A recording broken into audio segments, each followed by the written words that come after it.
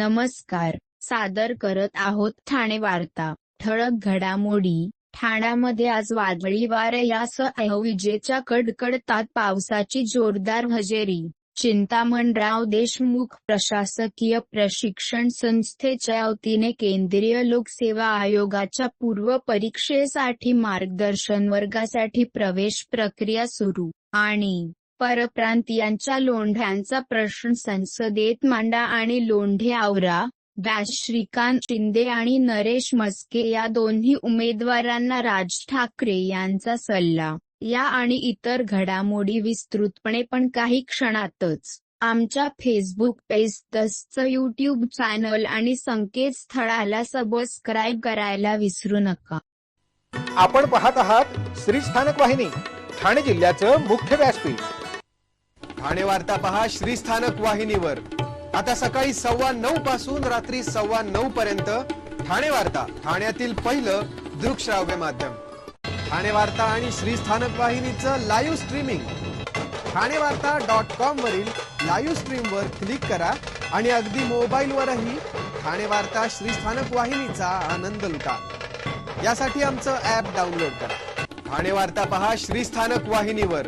आता सकाळी 9:15 पासून रात्री 9:15 पर्यंत ठाणे वार्ता, ठाण्यातील पहिलं दृकश्राव्य माध्यम. आपण पाहत आहात श्री स्थानक वाहिनी, ठाणे जिल्ह्याचं मुख्य व्यासपीठ. ठाण्यामध्ये आज वादळी वाऱ्यासह विजेच्या कडकडाटात पावसानं जोरदार हजेरी लावली. सकाळच्या सुमारास काही वेळ ढगाळ वातावरण होतं, मात्र नंतर पुन्हा उन्हाचा कडाका झाला. दुपारी 4 नंतर मात्र पुन्हा ढगाळ वातावरण झालं आणि जोरदार विजांचा कडकडाट तसेच जोरदार वाराही वाहू लागला. हा वारा इतका जोरदार होता की या वाऱ्याच्या टप्प्यात येणाऱ्या वस्तू उडून जात असल्याचे दिसत होतं. वाऱ्याचा वेग इतका प्रचंड होता की समोरच्या काही फुटावरचे दिसत नव्हतं, इतका जोरदार वारा वाहत होता. या वाऱ्यामुळे अगदी जळजळ वस्तूही आल्या पाचोळ्यामुळे उडत असल्याचा दिसत होत. पाऊस पण एवढा जोरात होता की अगदी पावसाळ्यासारखं वातावरण निर्माण झालं होतं. या पावसाने हा म्हणता अनेक ठिकाणी प्रताप दाखवला.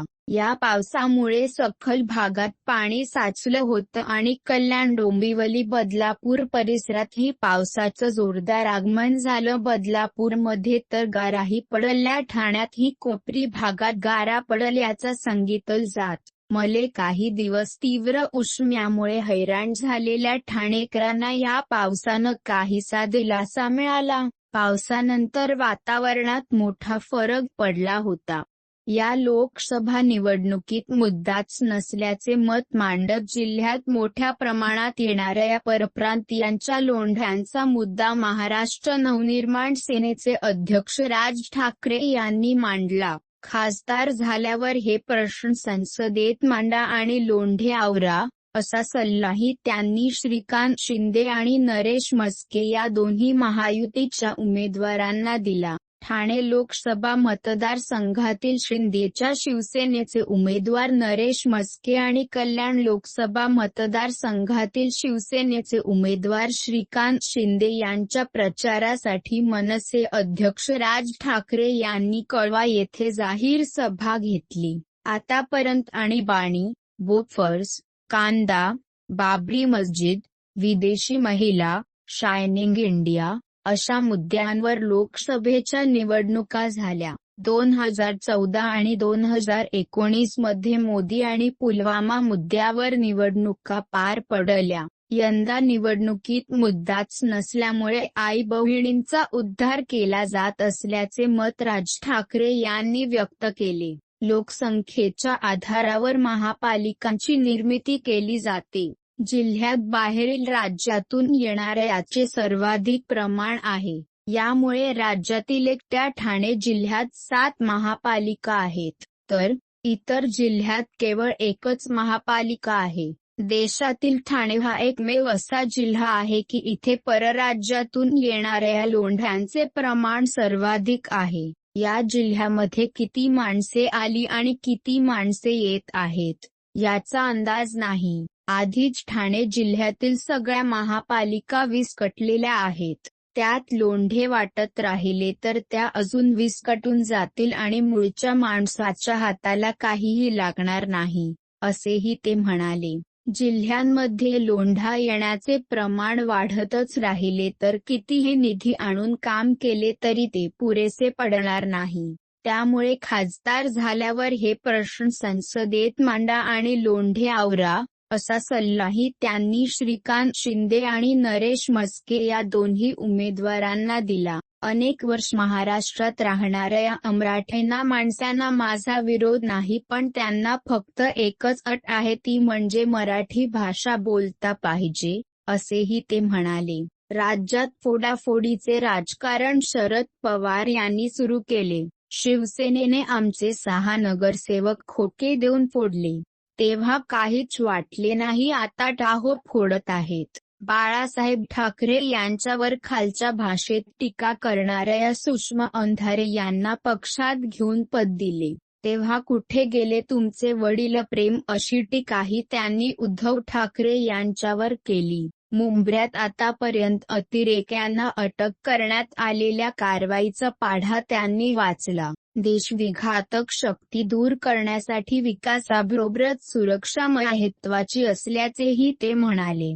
आनंद दिघे यांच्यासोबत माझी चांगली मैत्री होती. ठाण्यात आल्यावर त्याच्यासोबत शहरात फिरायचो. हे टुमदार शहर होते.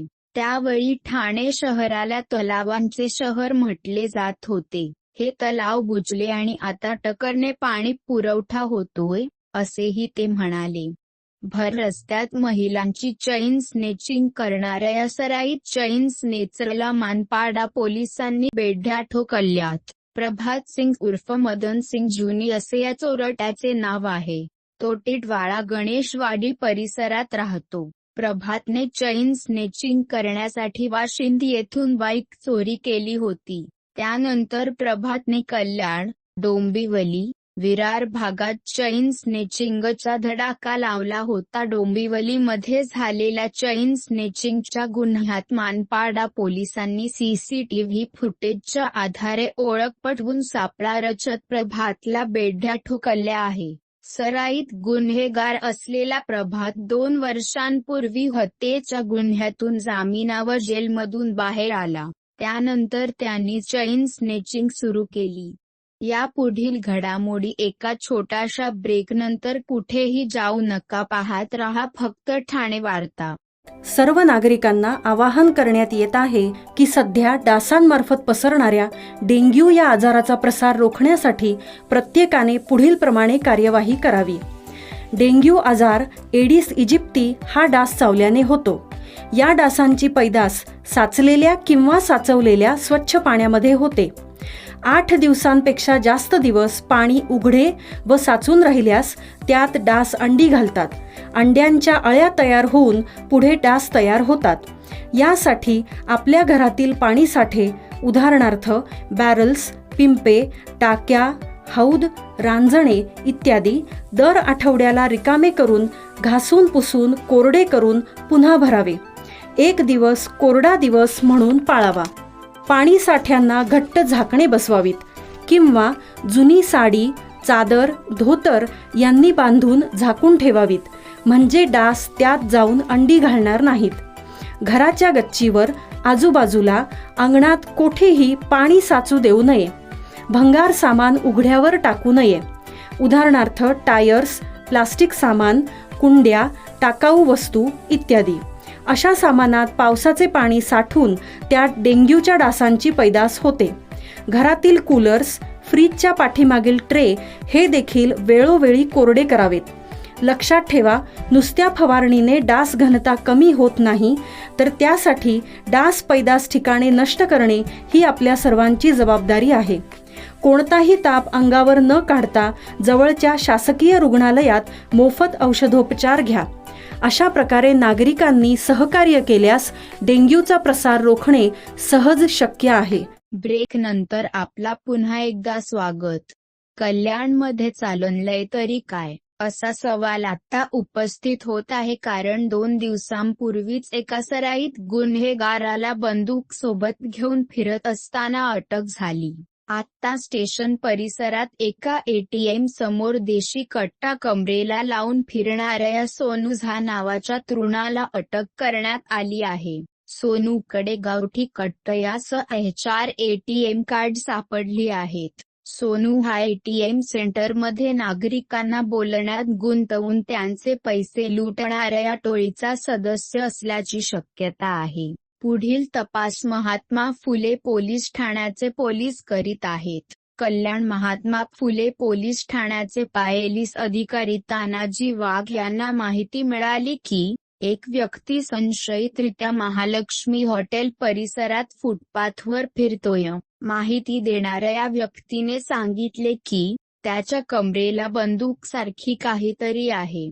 तानाजी वाघ यांनी याची माहिती वरिष्ठ पोलीस निरीक्षक शैलेश साळवी यांना दिली. शैलेश साळवी यांनी महालक्ष्मी हॉटेल परिसरात पोलीस पथकाला तातडीने पाठविले. या ठिकाणी एक तरुण पोलिसांना संशयास्पदरित्या आढळून आला. पोलिसांनी त्याला ताब्यात घेतले. त्याची झडती घेतली. त्याच्या कमरेला बंदूक आढळून आली. तसेच त्याच्याकडे 4 एटीएम कार्ड मिळून आली आहेत. सोनू झा नावाचा हा तरुण मूळचा बिहारचा राहणारा आहे. सध्या तो उल्हासनगरमध्ये राहतो. ज्या प्रकारे सोनू झाकडे विविध एटीएम कार्ड मिळून आली आहे, त्यावरून तो एटीएम एक्सचेंज करून नागरिकांना लुबाडणाऱ्या टोळीचा सदस्य असावा अशी शक्यता पोलिसांनी व्यक्त केली. काही दिवसापूर्वी नागरिकांना एटीएम सेंटरमध्ये लुटणाऱ्या दीपक झा नावाच्या आरोपीला अटक करण्यात आली होती. त्याच्याकडून 92 एटीएम कार्ड पोलिसांनी हस्तगत केली होती. सोनू झा हा दीपकचा साथीदार असल्याची शक्यता आहे. दीपक झा याच्या प्रकरणात पोलिसांना एक आरोपी हवा होता. पोलीस त्याचा शोध घेत होते. दीपक झाने त्याचे नाव उघड केले नव्हते. तो व्यक्ती सोनू झा आहे का या अंगाने पोलीस तपास करीत आहेत. याबाबत वरिष्ठ पोलीस निरीक्षक शैलेश साळवी यांनी सांगितले की एटीएम एक्सचेंजचा गुन्हा करताना त्याला काही अटकाव झाल्यास तर तो बंदूक दाखवून समोरच्या व्यक्तीला घाबरवून पळ काढण्यासाठी सोनू हा गावठी कट्ट्याचा वापर करीत होता. प्रशासकीय प्रशिक्षण संस्थेत अग्रगण्य नाव असलेल्या ठाणे महानगरपालिका संचालित चिंतामणराव देशमुख प्रशासकीय प्रशिक्षण संस्थेच्या वतीने केंद्रीय लोकसेवा आयोगाच्या नागरी सेवा परीक्षेच्या पूर्व परीक्षेसाठी मार्गदर्शन वर्गासाठी प्रवेश प्रक्रिया सुरू झाली आहे. संस्थेच्या या निःशुल्क मार्गदर्शन वर्गांसाठी प्रवेश घेऊ इच्छिणाऱ्या विद्यार्थ्यांकडून प्रवेश परीक्षेसाठी अर्ज मागविण्यात आले आहेत. या संधीचा जास्तीत जास्त विद्यार्थ्यांनी लाभ घ्यावा असे आवाहन महापालिका आयुक्त सौरभ राव यांनी केले आहे. ठाणे महानगरपालिका संचालित चिंतामणराव देशमुख प्रशासकीय प्रशिक्षण संस्था ही केंद्रीय लोकसेवा आयोग मार्फत घेतल्या जाणाऱ्या परीक्षांना बसणाऱ्या विद्यार्थ्यांना निःशुल्क मार्गदर्शन करणारी अग्रगण्य संस्था आहे. तसेच अशा पद्धतीने प्रशासकीय प्रशिक्षण संस्था चालविणारी ठाणे महानगरपालिका ही देशातील एकमेव महानगरपालिका आहे. मान्यता प्राप्त विद्यापीठाचा कोणत्याही शाखेचा पदवीधर किंवा पदवीच्या अंतिम वर्षाची परीक्षा दिलेले विद्यार्थी यांच्यासाठी चिंतामणराव देशमुख प्रशासकीय प्रशिक्षण संस्थेतर्फे स्पर्धा परीक्षा पूर्वतयारी मार्गदर्शन वर्गाचे आयोजन करण्यात आले आहे. त्यासाठी प्रवेश परीक्षा रविवार 23 जून रोजी होणार आहे. परीक्षेचा कालावधी 11 ते 1 असा राहील. प्रवेश परीक्षा शुल्क 100 रुपये आहे. इच्छुक विद्यार्थ्यांनी 19 जून पर्यंत संस्थेच्या अधिकृत संकेतस्थळावर विहित नमुन्यात अर्ज सादर करावा. टपालद्वारे, कुरिअरद्वारे तसेच ईमेलद्वारे प्राप्त झालेले अर्ज स्वीकारले जाणार नाहीत किंवा विचारात घेतले जाणार नाहीत याची विद्यार्थ्यांनी नोंद घ्यावी. प्रवेश परीक्षेचा अभ्यासक्रम, परीक्षेसंबंधी सर्व माहिती व सूचना संस्थेच्या नोटीस बोर्डावर तसेच ठाणे महानगरपालिकेच्या www.thanescity.gov .in व संस्थेच्या www.seedinstitute.net या संकेतस्थळावर उपलब्ध करण्यात आलेली आहे. तरी जास्तीत जास्त विद्यार्थ्यांनी याचा लाभ घेण्याचे आवाहन चिंतामणराव देशमुख प्रशासकीय प्रशिक्षण संस्थेच्या वतीने करण्यात आले आहे. अधिक माहितीसाठी 2,58,81,421 या क्रमांकावर कार्यालयीन वेळेत संपर्क साधावा. लोकसभेच्या निवडणुकीत 20 मे रोजी मतदारांनी मोठ्या प्रमाणावर मतदान करावे याबद्दल ठाणे महानगरपालिका विविध उपक्रमांमधून जागृती करत आहे. याच उपक्रमात ठाणे महापालिकेच्या राम गणेश गडकरी रंगायतन आणि डॉक्टर काशीनाथ घाणेकर नाट्यगृह येथे प्रत्येक प्रयोगाच्या आधी मतदान करण्याबद्दलचा संदेश दिला जात आहे. त्यामुळे हजारो नाट्यरसिकांना मतदान करणे हे राष्ट्रीय कर्तव्य असल्याची जाणीव करून दिली जात आहे. महापालिका आयुक्त सौरभ राव यांनी दिलेल्या निर्देशानुसार अधिकाधिक नागरिकांपर्यंत मतदान करण्याचा संदेश महापालिकेच्या यंत्रणेमार्फत पोहोचविण्यात येत आहे. गडकरी रंगायतनची आसन क्षमता 1000 प्रेक्षकांची आहे. तेथे दररोज किमान 2 नाटकांचे प्रयोग होतात. शनिवार रविवारी हे प्रमाण 3 प्रयोगापर्यंत जाते. तर घाणेकर नाट्यगृहाची आसनक्षमता 1100 प्रेक्षकांची आहे. येथे दररोज किमान 1 प्रयोग होतो तर शनिवार रविवारी किमान 2 प्रयोग होतात. घाणेकर नाट्यगृहातील मिनी थिएटरमध्येही प्रयोग होतात. या प्रयोगांना येणाऱ्या हजारो रसिकाच्या माध्यमातून त्यांना आणि त्याच्या मार्फत त्याच्या कुटुंबियांपर्यंत मतदान करण्याचा संदेश पोहोचविण्यात येत आहे. जिल्हा निवडणूक कार्यालयाकडून आगामी लोकसभा निवडणुकीच्या पार्श्वभूमीवर मतदान प्रक्रियेत मतदारांचा सहभागी वाढविण्यासाठी स्वीप अंतर्गत मतदार जागृतीकरिता विविध उपक्रम राबविले जात आहेत. या पार्श्वभूमीवर ठाणे महापालिकेद्वारेही जाहिराती, बॅनर्स, सोशल मीडिया, आशा सेविका तसेच महापालिकेच्या विविध उपक्रमांतर्गत मतदान जनजागृती करण्यात येत आहे. महापालिकेने मतदान यंत्रांची प्रतिकृती असलेला मेस्कॉटही तयार केलेला आहे. त्याचबरोबर मिनी मॅरेथॉन आणि फ्लॅश मॉबच्या माध्यमातूनही मतदान जागृतीचा संदेश देण्यात आला आहे. आपण पाहत आहात श्री स्थानक वाहिनी, ठाणे जिल्ह्याचं मुख्य व्यासपीठ. ठाणे वार्ता पहा श्री स्थानक वाहिनीवर. आता सकाळी 9:15 पासून रात्री 9:15 पर्यंत ठाणे वार्ता, ठाण्यातील पहिलं दृकश्राव्य माध्यम. ठाणे वार्ता आणि श्री स्थानक वाहिनीचं लाईव्ह स्ट्रीमिंग ठाणेवार्ता.com वरील लाईव्ह स्ट्रीमवर क्लिक करा आणि अगदी मोबाईलवरही ठाणे वार्ता श्री स्थानक वाहिनीचा आनंद लुटा. यासाठी आमचं ॲप डाउनलोड करा. ठाणे वार्ता पहा श्री स्थानक वाहिनीवर. आता सकाळी 9:15 पासून रात्री 9:15 पर्यंत ठाणे वार्ता, ठाण्यातील पहिलं दृकश्राव्य माध्यम. आपण पाहत आहात श्री स्थानक वाहिनी, ठाणे जिल्ह्याचं मुख्य व्यासपीठ. आपण आपले कार्यक्रम अथवा बातम्या आम्हाला ठाणेवार्ता@gmail.com या आमच्या ईमेलवर कळवू शकता. ठळक घडामोडी शेवटी पुन्हा एकदा. ठाण्यामध्ये आज वादळी वारे यासह विजेच्या कडकडतात पावसाची जोरदार हजेरी. चिंतामणराव देशमुख प्रशासकीय प्रशिक्षण संस्थेच्या वतीने केंद्रीय लोकसेवा आयोगाच्या पूर्व परीक्षेसाठी मार्गदर्शन वर्गासाठी प्रवेश प्रक्रिया सुरू. आणि परप्रांतीयांच्या लोंढ्यांचा प्रश्न संसदेत मांडा आणि लोंढे आवरा.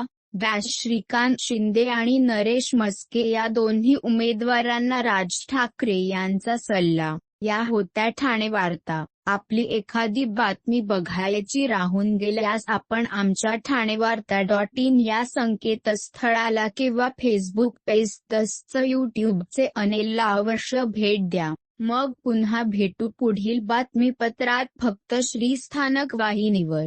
धन्यवाद. नमस्कार. सादर करत आहोत ठाणे वार्ता. ठळक घडामोडी.